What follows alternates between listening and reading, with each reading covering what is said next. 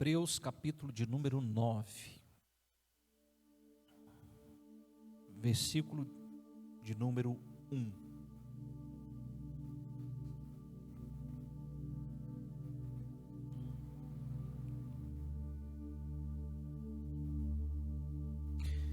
Irmãos, no Novo Testamento, depois dos 4 evangelhos, os 4 evangelhos narram a passagem de Jesus por essa terra, os feitos de Jesus. Amém? Amém? Os 4 evangelhos são narrativas de Mateus, Lucas, Marcos e João. O evangelho de Lucas sabia que ele não foi destinado para as pessoas. O evangelho de São Lucas, ele foi escrito a um homem, para um homem. Alguém sabe o nome dele? Desse homem?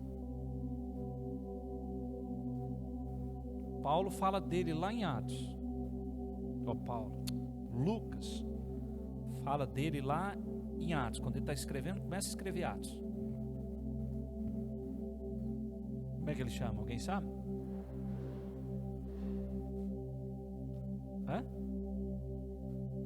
Esse homem se converteu ao Senhor, e esse homem estava tão apaixonado por saber, e Lucas então se dispôs a fazer um apanhado legal mesmo, e mandar para esse homem, para ele então se fundamentar mais na verdade. Depois, se você quiser chegar na sua casa, fazer uma pesquisa, e Alessandra disse ali, averigou ali, chama Teófilo. Ele escreveu o evangelho para esse homem, para um homem chamado Teófilo. Veja, irmão, só que ele se tornou o evangelho de Lucas. Amém? Mas quando você sai dos evangelhos e entra no livro de história da igreja, que é Atos, e que na verdade é a história de Paulo, Atos, tem 22 capítulos, aí vem Pentecostes, narrativa, mas depois que Paulo se converte, que Paulo nasce ali em Cristo no caminho de Damasco, todo o restante do livro é Lucas, que Lucas andava com Paulo. É toda a história de Paulo, não tem nada a ver da igreja.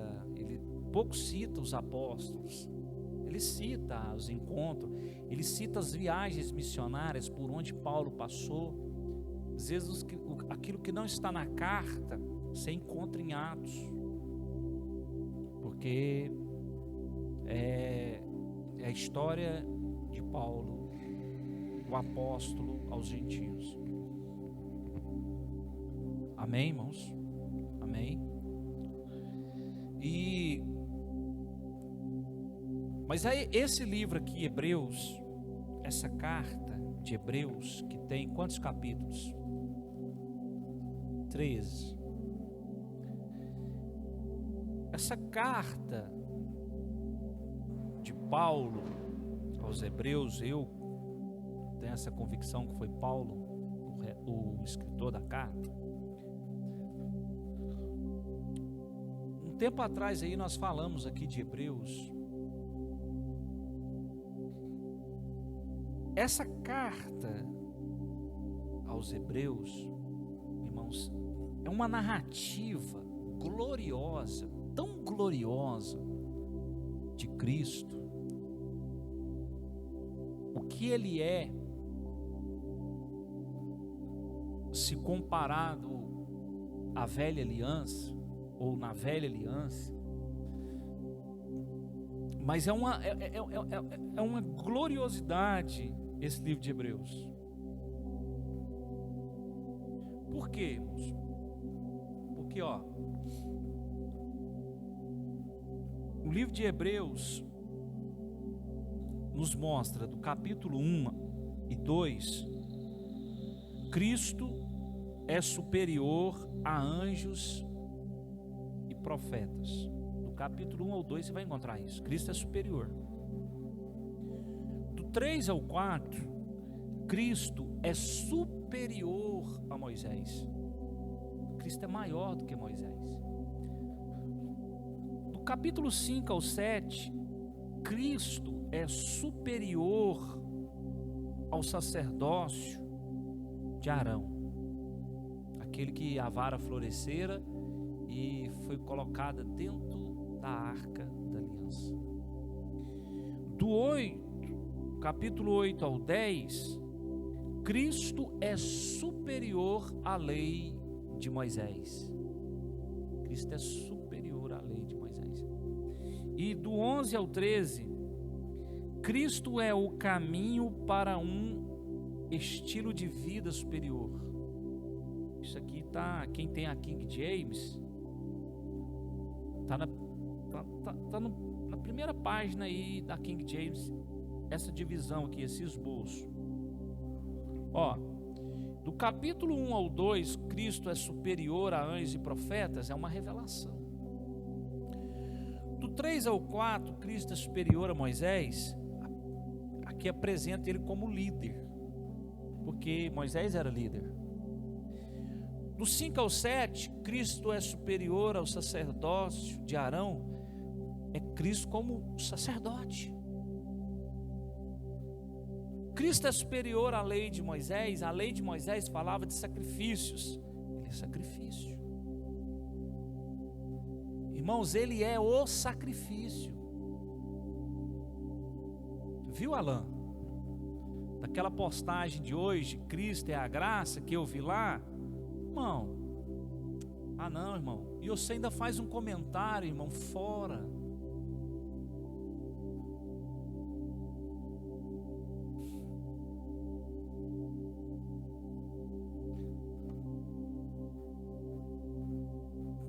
Cristo, ele é o sacrifício. Quem pagou o sacrifício foi o Pai. O Pai deu o seu Filho como sacrifício, irmão. Ele é o sacrifício perfeito. Jesus não pagou o sacrifício, irmão. Ele é o sacrifício perfeito. Como que o sacrifício perfeito pode pagar o sacrifício?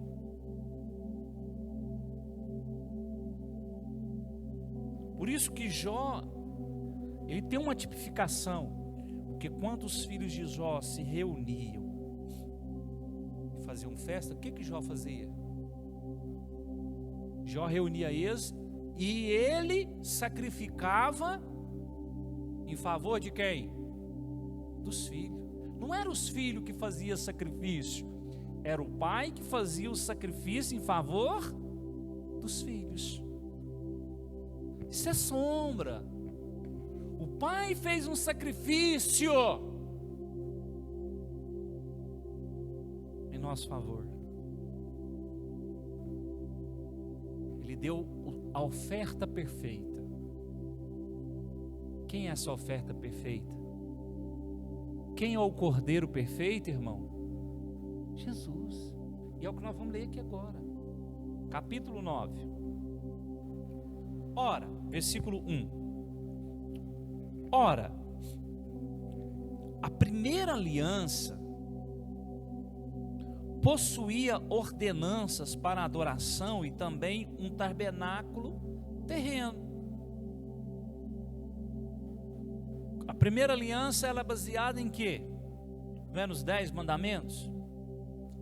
Os mandamentos que Moisés recebera no Monte Sinai, hein? Essa é a primeira aliança. E junto com os 10 mandamentos, irmãos, as tábuas de pedra, Moisés também recebeu uma orientação divina para ele construir o tabernáculo. E ao construir-se o tabernáculo, Deus orientou Moisés o que ele tinha que fazer: um candelabro, uma mesa, uma arca, propiciatório, o altar de holocaustos, a mesa com os pães. Como seria dividido o tabernáculo, a tenda, em átrio exterior, o santo lugar e o santíssimo lugar, com o véu separando. O Senhor orientou como o véu seria feito, de que cor,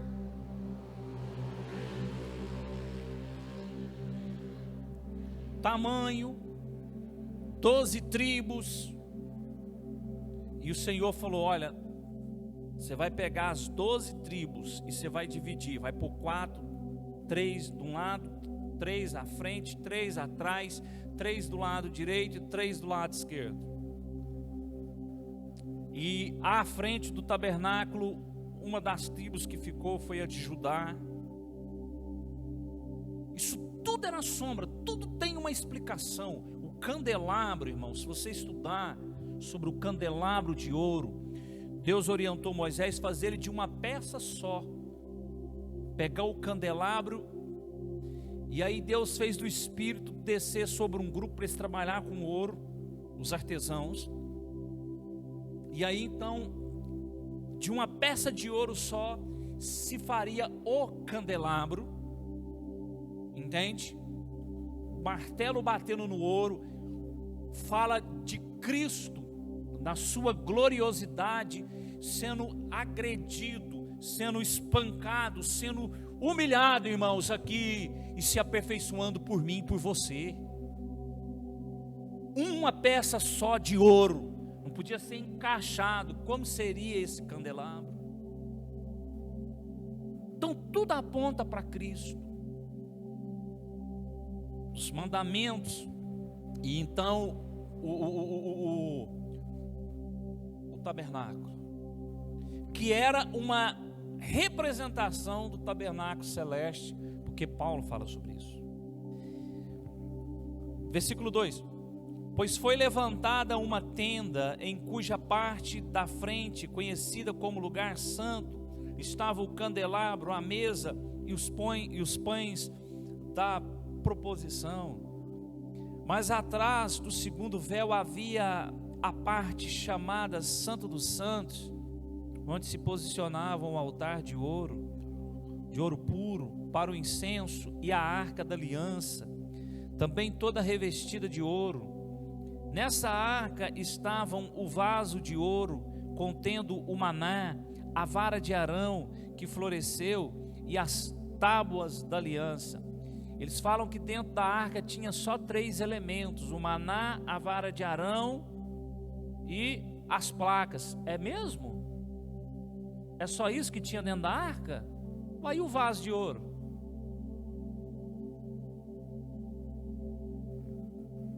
O vaso de ouro, o maná.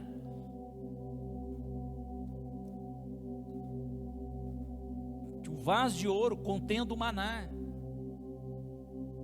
Dentro da arca também tinha o vaso de ouro. Isso tudo tem um significado. O que significava o vaso de ouro com o maná? A vara de Arão que florescera.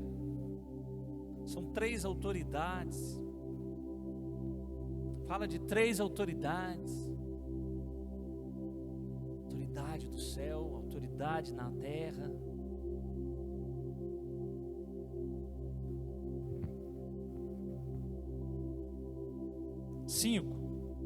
Acima da arca ficavam os querubins da glória, que com sua sombra cobriam a tampa da arca, o propiciatório. Contudo, não é nosso propósito detalhar esse assunto agora. Aí Paulo fala assim: olha, eu não vou explicar isso agora, eu não quero detalhar isso aqui agora. Ora, logo após tudo isso estar assim preparado, os sacerdotes entravam regularmente na parte inicial do tabernáculo, a fim de realizar os atos sagrados de culto.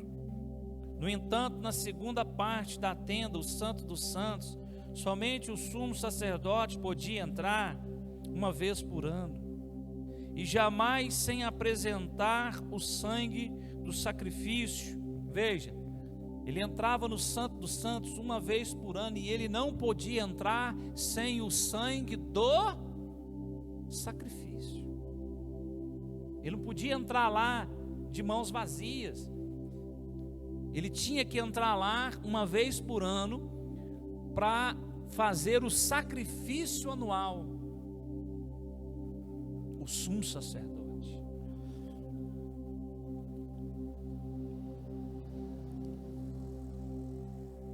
Que ele oferecia por si mesmo e pelos pecados que o povo havia cometido por ignorância.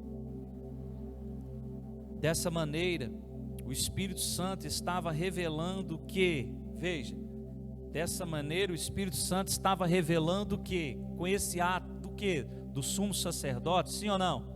O que ele revelava? Que enquanto continuasse erguido o primeiro tabernáculo, o caminho para o Santo dos Santos ainda não havia sido manifestado. Por isso que quando Jesus veio, ele disse que era o quê? 3 coisas. Eu sou o caminho. O caminho para onde, irmão? Para o Santo dos Santos. Porque ele é o único que nos dá acesso ao Pai. Ele é o caminho. E o acesso que ele nos deu ao Pai, irmão, é definitivo. Hoje temos livre acesso ao Pai. Entramos na presença do Pai, ficamos na presença do Pai, por causa do caminho, que é Cristo. Isso é graça, isso não é lei, isso é graça, favor imerecido. Porque um santo se tornou imundo para tornar os imundos, os impuros, santos, para estarem na presença de um Deus santo. Por isso nós temos livre acesso ao Pai, por causa do santo que se tornou impuro, para tornar os impuros santos. Por isso Deus é santo e faz um pecador santo. Sede santos como vosso Deus é santo. Mas hoje não há busca por santidade. A busca por outras coisas menos santidade.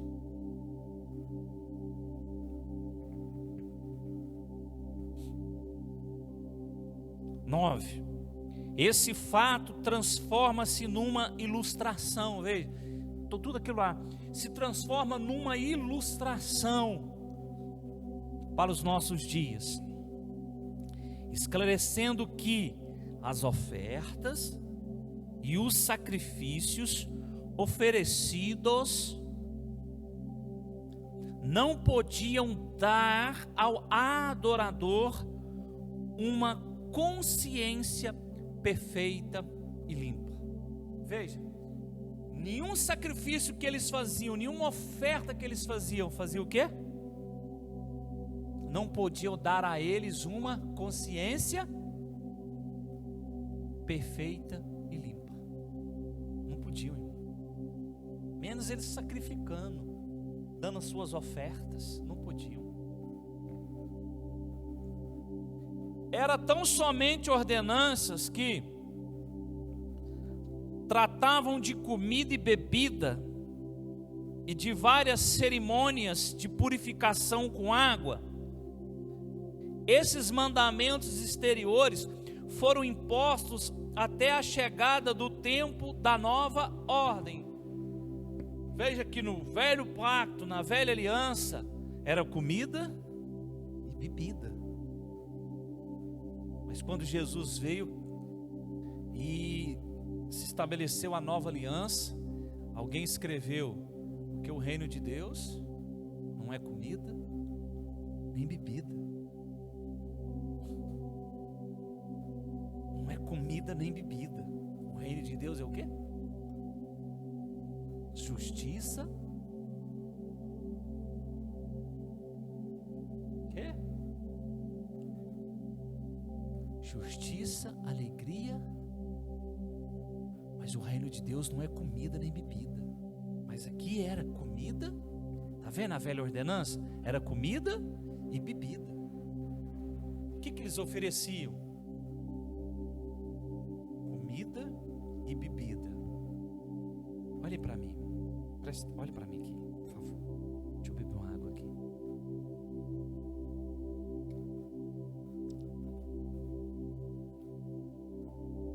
Se eu chegasse aqui no culto com uma bacinha, deixa eu pegar ela aqui, vou sair do foco ali um pouquinho.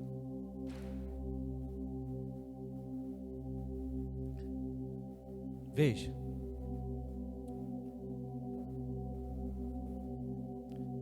acho que todo mundo aqui entende de sangue. Quando o sangue é derramado, quanto tempo ele leva para coagular?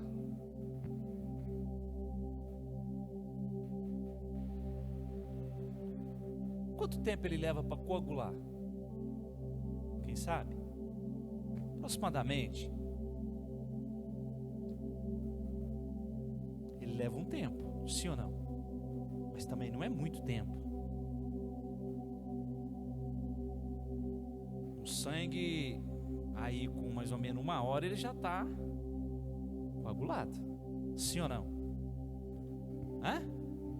Bem menos ainda, né? Veja bem, irmãos, o sacrifício ele tinha que ser feito rápido.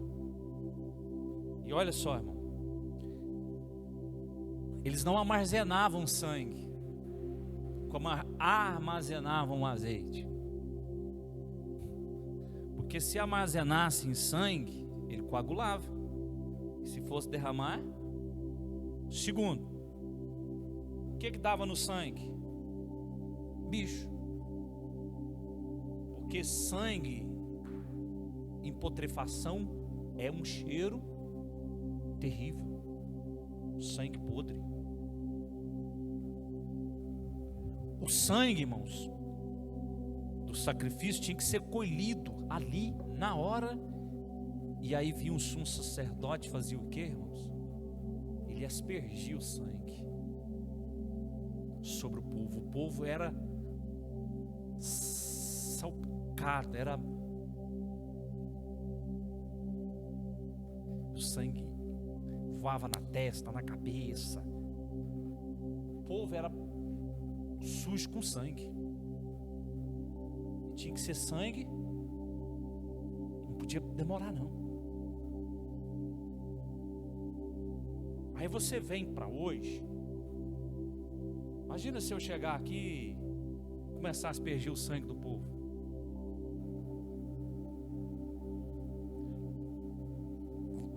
Você remete essa imagem aonde?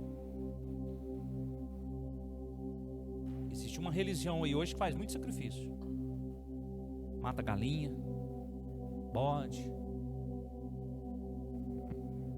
Pessoas se consagram ali, ficam num ritual, acho que chama bori, de cabeça, fica ali se banhando com sangue e pipoca por muitos dias. E o povo não se escandaliza com isso hoje? Sim ou não? Sim ou não, irmão? Escandaliza ou não? Escandaliza ficar sabendo que o cara ficou, ou a mulher ou o cara ficou 30 dias num quartinho escuro, como eles dizem, tomando sangue, se banhando com sangue, jogando pipoca ali, com a cabeça raspada. Eles falam ser feitura de cabeça. Quem já frequentou terreiro, essas coisas sabe, pode até me auxiliar isso, se você frequentou ou participou. O povo de hoje acha isso loucura. imolar uma galinha, pegar o sangue dela e cortar ali, cortar a cabeça de um bode lá, cortar a cabeça de uma ovelha, para fazer o seu ritual. Quantas vezes você foi no monte, você chegou lá e viu um trem desse lá, você repreendeu? Foi ou não foi, irmão? É ou não é? Mas na lei esses rituais se praticavam.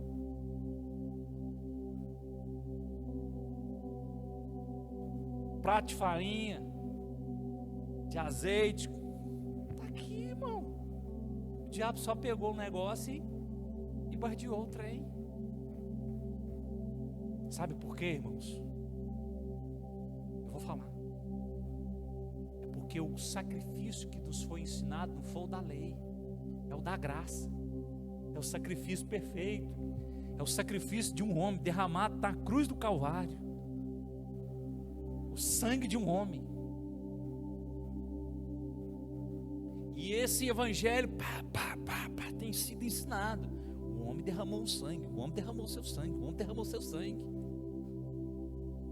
Não existe mais esse tipo de ritual, porque presta atenção, irmão, se a Bíblia ensinasse isso aqui na nova aliança, essa prática, na nova aliança dentro da igreja, imolar um cordeiro ainda, imolar uma ave, nós os pastores, os líderes, não estaria praticando isso, irmão? Estaria ou não? Na ceia, uma vez por mês, o que nós estaríamos fazendo? Na ceia, se tivesse esse tipo de ritual, na ceia, na comunhão dos santos, os pastores aí, os líderes, pegue um cordeiro, imola ele, colhe o sangue aí e asperja sobre o povo. Nós estávamos aqui fazendo isso, irmão. Imagina ali o Lucianinho segurando o bichinho. E o Roberto chegando e passando a faca. E os irmãos olhando o sangue. E o bichinho berrando. E eu colhendo o sangue ali com a tacinha aqui. Agora vem cá os irmãos. E nós aspergindo o sangue sobre vocês. As roupinhas limpinhas, bonitinhas, irmãzinha, cabelinho feito. E o sangue batendo aí. Se tivesse esse tipo de ritual aqui na doutrina da igreja, nós não teríamos que fazer? Mas ele deixou um ritual. Quebra isso aqui. Mas ele deixou um ritual. Ele deixou um cerimonial. Irmão. E tem gente que ainda despreza esse ritual, que é o comer do meu corpo e o beber do meu sangue. Comer do meu corpo e o beber do meu sangue. Hoje você não asperge, você participa dele. E olha como ele tornou isso mais fácil. Olha como que ele tornou isso mais fácil. Se nós tivéssemos beber o sangue, mas na lei proibia-se beber o sangue, né? Porque sangue é vida. Mas na nova aliança, ele pegou um pão e disse: esse é meu corpo. Depois ele pegou o cálice e disse: esse é meu sangue, o sangue da nova aliança. Bebei, bebei, bebei, bebei todas as vezes em memória de mim. E ainda tem gente querendo fazer sacrifício. O que ele está dizendo, irmão, você não precisa derramar seu sangue mais não, irmão. Cabeção, é de graça. Você não precisa derramar seu sangue mais não, porque eu já derramei o meu aqui, bebe do meu, bebe do meu. Comei e bebei, este é meu sangue derramado por vós, o sangue da nova aliança. Porque quem não come, não bebe, não tem parte comigo. E ele continua.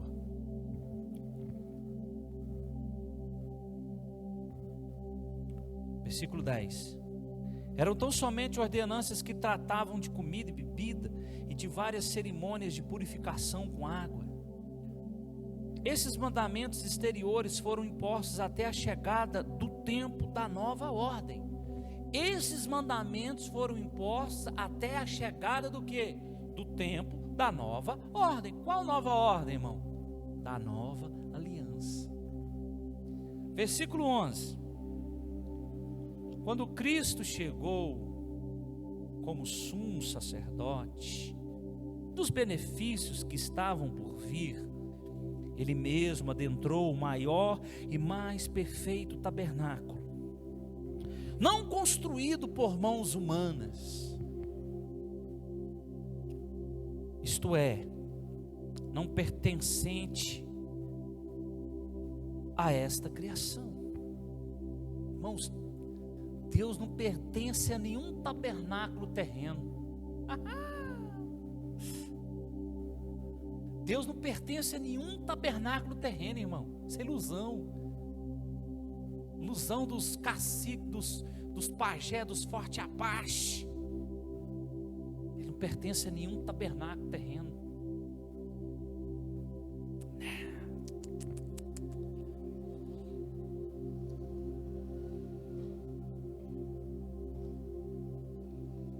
Não por intermédio de sangue de bodes e novilhos, porém mediante a seu próprio sangue, Ele entrou no Santo dos Santos, de uma vez por todas. Não é uma vez por ano não, irmão. De uma vez por todas, Ele entrou. Conquistando, uau, a eterna redenção. Ele conquistou a eterna redenção. De quem, irmão? Que Ele conquistou a eterna redenção? Minha, sua, nossa. Não uma vez por ano não, chegado. Não é uma vez por mês não, é eterna.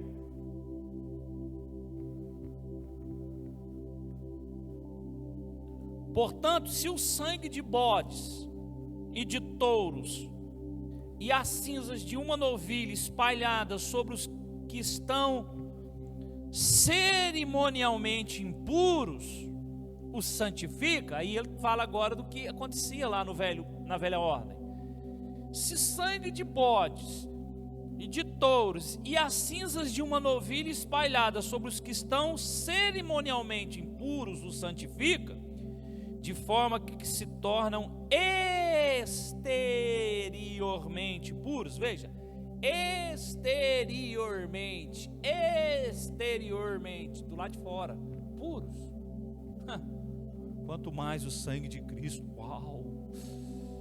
Quanto mais o sangue de Cristo, que mediante o Espírito eterno se ofereceu de forma imaculada a Deus.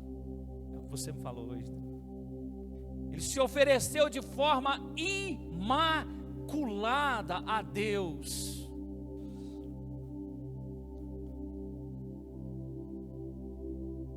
Perdi aqui.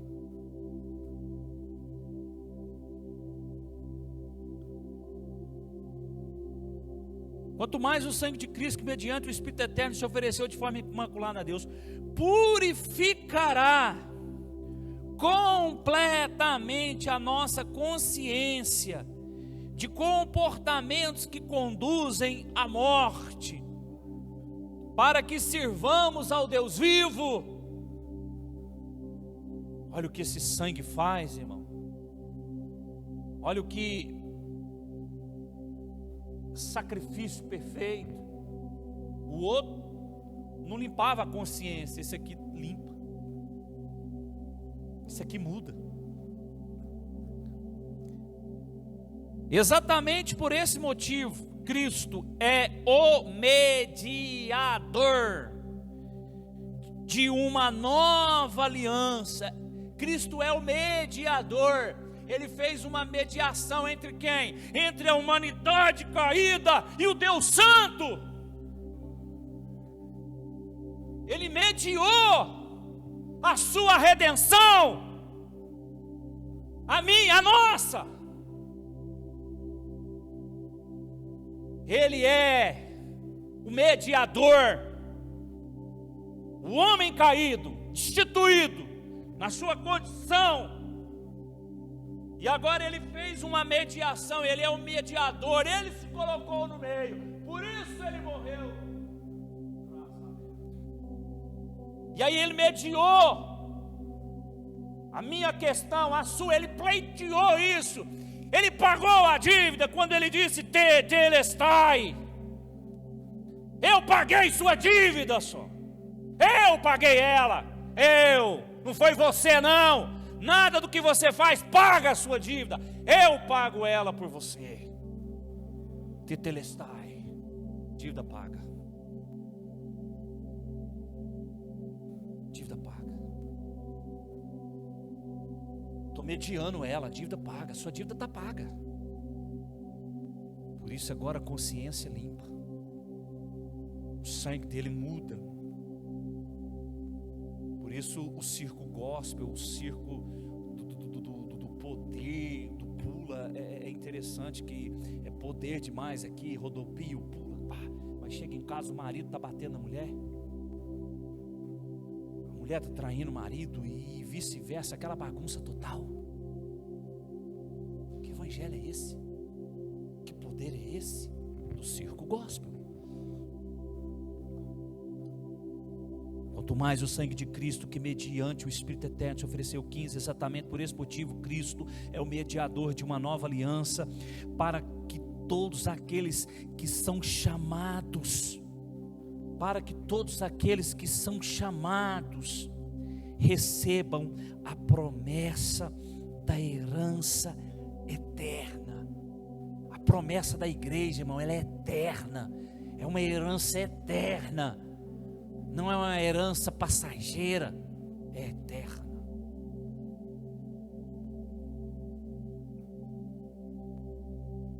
Visto que ele morreu como resgate por todas as transgressões cometidas durante o período em que vigorava a primeira aliança, ele morreu como resgate. No caso de um testamento, é imperioso que se comprove a morte daquele que o determinou, porquanto um testamento só tem validade legal após a confirmação da morte do testador, considerando que não poderá entrar em pleno vigor enquanto estiver vivo quem o fez. Então entenda, Jesus não podia vigorar a sua nova aliança, o seu novo concerto, o novo pacto, porque ele ainda estava vivo, vivendo e caminhando e respirando debaixo ainda dos princípios da lei. Mas para vigorar o testamento dele, e aqui, irmão, aqui você precisa entender isso, que a igreja de Cristo, ela não anda debaixo dos princípios da velha aliança. A igreja de Cristo, da nova ordem, caminha debaixo dos princípios da nova ordem, da nova aliança. E essa nova aliança tem um nome: graça, favor e merecido.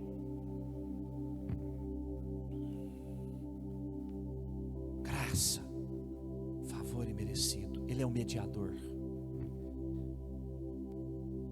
No versículo que eu parei, 18.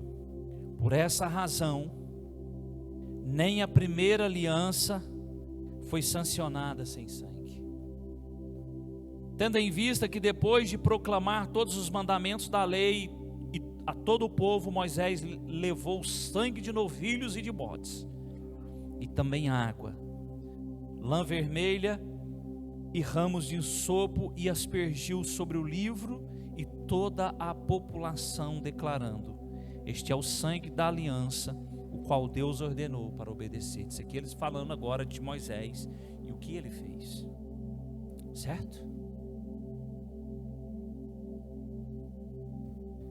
E aí eu vou pular aqui, e vou para o 10. Capítulo 10, versículo 1, porque eu sei que o meu tempo aqui já... Quantos minutos aí? Eu quero ler isso aqui, antes de nós fecharmos. 10, 1. Assim, considerando que a lei oferece somente um vislumbre dos plenos benefícios que hão de vir, e não exatamente a sua realidade, veja, o que a lei oferece? Nada, só vislumbre. Só vislumbre, irmão. A lei só oferece vislumbre dos plenos benefícios que hão de vir. Ela só oferece vislumbre, você fica lá, ó. Jamais poderá, mediante os mesmos sacrifícios repetidos ano após ano, aperfeiçoar os que se achegam para adorar. Então veja, que aquele sacrifício anual não podia aperfeiçoar. Se não fosse assim, não teriam cessado de ser oferecidos. Porquanto, se os adoradores tivessem sido purificados de uma vez por todas, não mais se sentiriam culpados de seus pecados.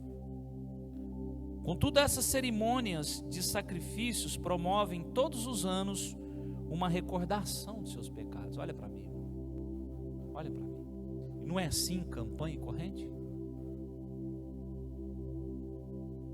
Todo ano, no final do ano, faziam-se campanhas de quê? Meu projeto de vida foi o seguinte: todo ano se renovava projeto, sim ou não, irmão? E sacrifício? Você tem que fazer o seu sacrifício. Aí, corrente, 7 elos, corrente disso, corrente daquilo. E o povo estava buscando, não, essa corrente que você fez aí, você não recebeu o resultado, não, então faz outra. Aí chegava a irmã que tinha isso, eu lembro, as irmãs com as bibliazinhas, com as bíblias, e dentro da Bíblia estava cheio de envelope e de esqueminha de campanha, assim ou não? Era para uma milhazinha do tudo que você colocar a planta dos seus pés ser abençoado. Fitinha vermelha, fitinha preta, fitinha azul. Tinha ou não tinha isso, irmão? Me ajuda aí, gente. No final do ano tinha a oferta de Natal para Jesus. Do ouro, prata e mirra. Tinha até os envelopes diferenciados. Tu lembras disso, Paulo? Tinha os saquetéis. E aí, irmãos, quantos de nós éramos levados? Todos nós fomos levados a tais sacrifícios, buscando, sim ou não? Sim ou não, irmão? Às vezes tirávamos da boca dos nossos filhos, a nossa família. Sim ou não, irmão? E não dava em nada. Sabe por quê?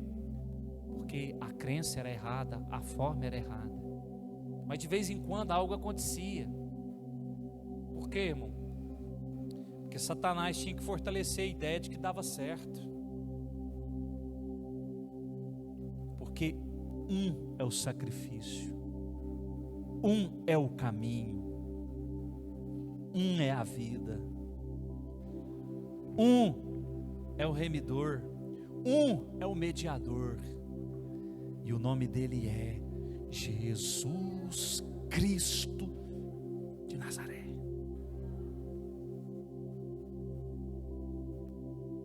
Ele fez uma nova ordem, uma nova aliança. Ele está dizendo: eu sou o mediador dessa nova ordem, dessa nova aliança. E o nome dela é graça. E o nome dela é graça. E o nome dela é graça. Preste atenção. Alan, eu queria que você prestasse atenção no que eu vou falar. Você está atento naquela frase lá, tá, fiote? Graça é favor e merecido. A graça para mim e para você, ela é de graça. Preste atenção no que eu vou dizer. Irmão, a graça não me é dada para eu me sentir culpado. A graça não lhe foi dada para você se sentir culpado. Muito pelo contrário. A graça foi te dada para você se sentir livre. Livre do pecado. Livre da condenação. Porque se eu me sinto culpado, está aqui, isso aqui, ó. Se eu me sinto culpado na graça, então a minha consciência não foi limpa. A sua consciência não foi limpa. É a frase do colega. As declarações. Porque se eu me sinto culpado da graça, e aí eu sou levado agora a servi-lo por sacrifício. Não, irmão, a graça me leva a servi-lo por amor, por gratidão. Não por lei. Se você está servindo Ele por lei, irmão, então não é graça. Você o serve por gratidão. Você dá por gratidão. Quando você oferta por gratidão. Você é grato. É grato ao que Ele fez na sua vida. Se você estipula, presta atenção, se você estipula 10%, 20%, é lei, você estabeleceu uma lei para você, dentro do seu salário, dentro dos suas posses. Não, irmão, gratidão, gratidão. E aqui, irmão, eu derrubo a narrativa de dízimo em igreja. Viu, irmão? Porque se fosse exigido isso como sustento, como dizem, para pastor e para obreiro, Paulo não teria passado necessidade, dificuldade. A igreja teria investido nele, porque era ensinamento. Ele não estava ensinando a igreja? Sim ou não? Não trouxe doutrina? Sim ou não? Mas ele padeceu necessidade, aprendi a viver no pouco e no muito. Paulo teria recebido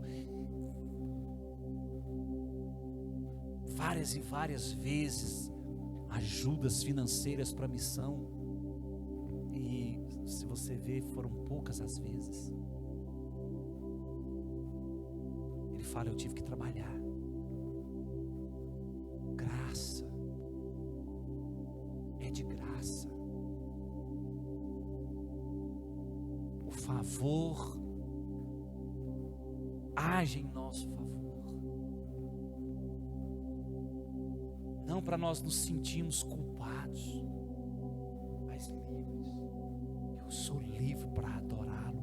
Eu sou livre para glorificá-lo. Eu sou livre para bendizê-lo. Sabe qual é a arma da religião? As pedras.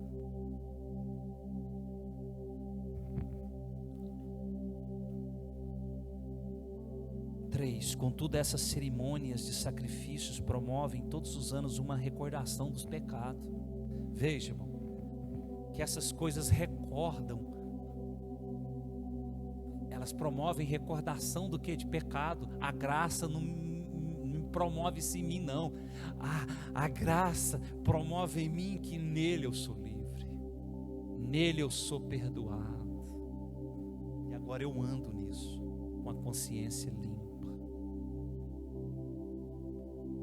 Por isso, esse evangelho que tem aí deturpado não aceita o evangelho da graça, e muitos que estão aqui dentro. E muitos aí que acham que entende, não entende nada. compreende nada. E muitas das vezes, hoje eu conversando com o Fresneda, o jovem que trabalha comigo, diz ele que quando veio trabalhar comigo, eu comecei a falar, ele ouvia eu falando aqui, e ele falava: que loucura que esse cara fala. Isso ele confessou para mim hoje. Que loucura que esse cara fala. Diz ele que quando veio no primeiro culto aqui, diz ele: meu Deus, o que é isso? Que loucura isso aqui. Ele achou isso uma loucura. Ele ficou desconfortado. Mas ele falou, mas ele continuou trabalhando comigo. Ele veio uma vez, demorou dias para voltar, mas ele continuou trabalhando comigo. Só que aí ele foi vendo o nosso dia a dia, e o que nós falávamos, e o que nós ensinávamos. E ele falou assim: não, mas esse cara está certo. O que ele fala, ele vive. Eles vivem. Aí ele começou a vir. Aí ele veio no segundo culto, veio no terceiro, veio no quarto, veio no quinto. Aí esses dias parou de vir. Mas ele me confessou isso. Porque na realidade, a primeira vez se choca. Quem não se chocou? Nós já tivemos aqui o dissabor de pessoas virem aqui, na hora que eu começar a falar, levantar e ir embora. Mas acontecia isso com Paulo, só que com Paulo eles pegavam pedras, pau, partia para cima, espancava ele, rangia os dentes, irava, chamava no canto: vamos matar esse homem. Tramava: nós temos que matar ele. Eu acho que até agora só me odiar, porque eu ainda não vi ninguém ranger os dentes, querer me matar. Vocês já ouviram algo assim? Não.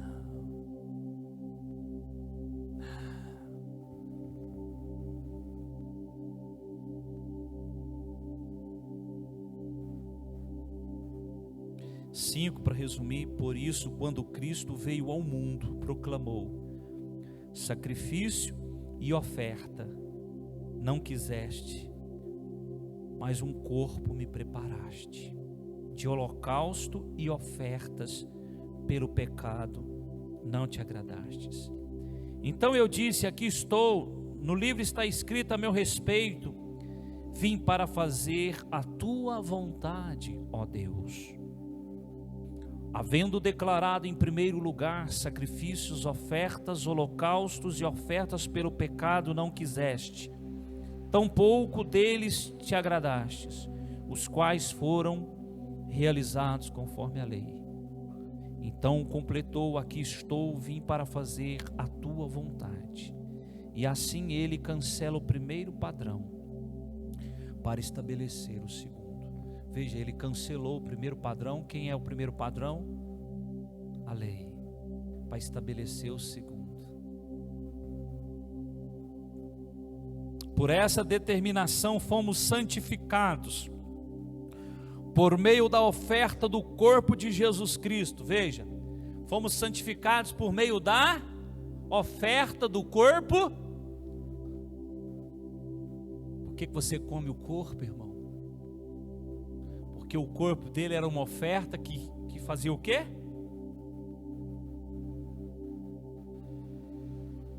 Santificava. O corpo nos santifica e o sangue nos purifica.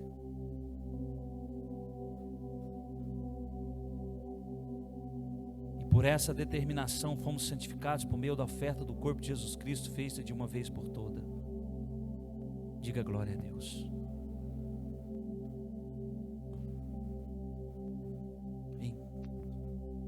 Em Cristo, Paulo escreveu em Romanos 8:1: em Cristo agora não há